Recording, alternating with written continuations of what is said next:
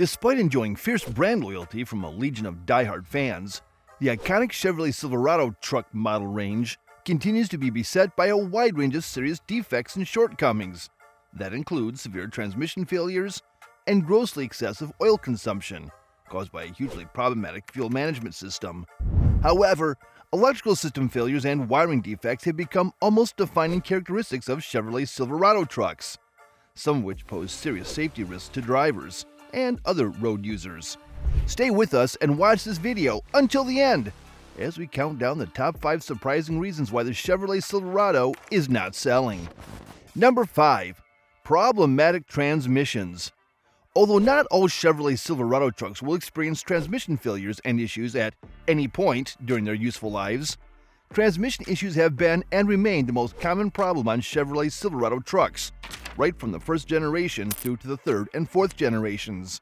In fact, the list of transmission issues on Chevrolet Silverado trucks is quite extensive and includes problems like harsh shifting or severe shuddering during gear shifts, a failure to select first and fourth gears, or a sudden and unexpected downshift to first gear from any forward gear.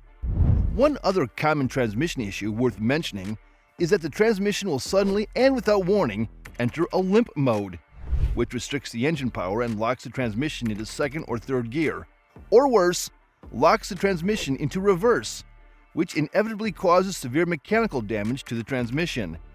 From historical data, it turns out that General Motors has always been aware of these and other transmission problems on Silverado trucks, and has, as a matter of fact, issued several recalls of Silverado trucks throughout the model range's long production run.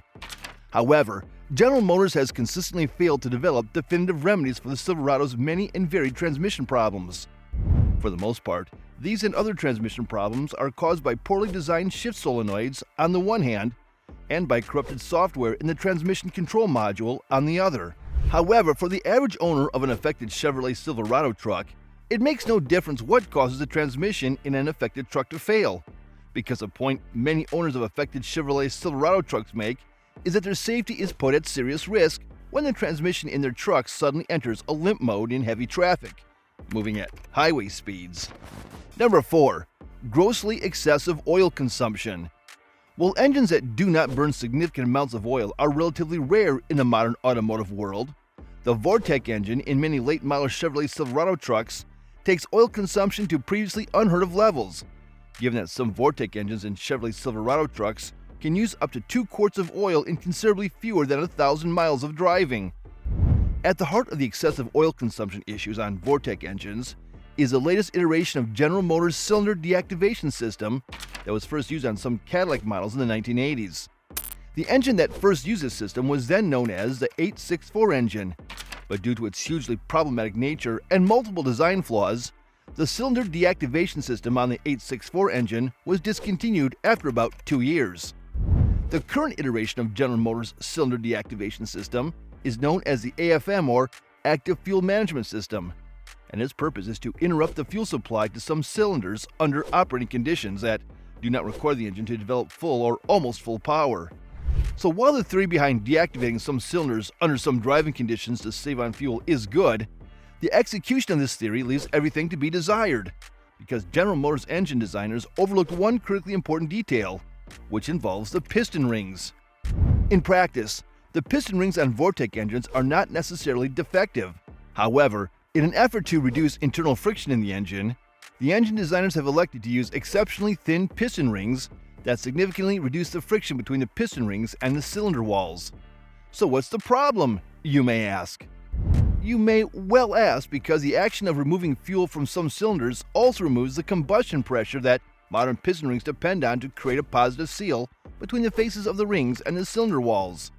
Thus, the absence of a positive seal between the piston rings and the cylinder walls on the one hand, and the inability of the oil control ring to control the high volume of oil on the cylinder walls on the other hand, causes high volumes of oil to seep into the combustion chambers past the effectively disabled compression rings on deactivated cylinders.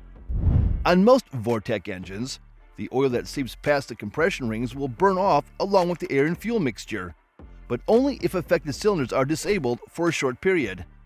When affected cylinders are deactivated for long periods, and the engine runs at high speeds at the same time, the volume of oil in affected or deactivated cylinders can reach the point where compression and, by extension, combustion is affected when the fuel supply to affected cylinders is restored, which typically causes misfires and, in some cases, even severe or fatal engine damage. In the interest of fairness, it must be stated that not all Vortec engines, or indeed any other engine in a Chevrolet Silverado truck, will develop excessive oil consumption problems at any point during their often long service lives. However, there is no telling which Vortec engine, or any other engine in a used Chevrolet Silverado truck, will or won't develop excessive oil consumption problems. For example, while it is known that the quality and condition of engine oil plays a large part in excessive oil consumption, other conditions, like the overall mechanical condition of the engine, fuel quality, and the predominant use of any given Chevrolet Silverado truck with a Vortec engine, are variables that are impossible to quantify. Therefore, we strongly recommend that if you are looking to buy a used or late-model Chevrolet Silverado truck with a Vortec engine, you have a suitably qualified person inspect the cylinders with a borescope to check for the presence of excessive carbon deposits on the pistons, which is clear evidence of excessive oil consumption. Number 3. Hydraulic valve lifter failures. Hydraulic valve lifters are components in the valve train that control how much the engine valves open. But the poorly designed hydraulic valve lifters in many GM engines, including engines in Chevrolet Silverado trucks, are particularly prone to seizing in the closed position. When this happens, the affected valves will not open, which inevitably results in severe misfires on the affected cylinders. Worse though, since the valve lifters supply the camshaft lobes with lubricating oil cannot pass through a seized or stuck valve lifter, which causes severe and accelerated mechanical wear of affected camshaft lobes. This in turn causes hugely abrasive metal wear particles to pass into the oil circulation pattern, which includes the engine crankshaft bearings, camshaft bearings, and the cylinder walls. As a practical matter, the first signs of hydraulic valve lifter failures are loud ticking or chirping noises coming from the engine that vary with engine speed, followed soon after by worsening misfires, which one owner of a late-model Chevrolet Silverado truck described as the automotive equivalent of a heart attack. While timely corrective action can sometimes prevent severe engine damage from occurring, it is often too late to save the engine after the onset of misfires. By this time, abrasive metal wear particles had spread throughout the engine, and the only viable remedy at this point was for professional mechanics to dismantle the engine to clean out the metal contamination.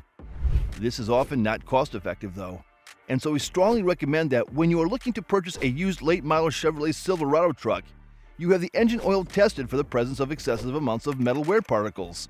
Of course, there should also be no ticking or other mechanical noises coming from the engine either. Number 2. Electrical system problems. The Chevrolet Silverado truck model range has been plagued by many and varied electrical problems, including drivability problems caused by poorly designed engine sensors and dashboard warning lights, illuminating without any apparent cause. In practice, though, the most common electrical problems involve poorly soldered joints and splices in different wiring harnesses, which can and does cause the engine to shut off at inopportune moments, hard or no start conditions to appear, or the charging system to stop working.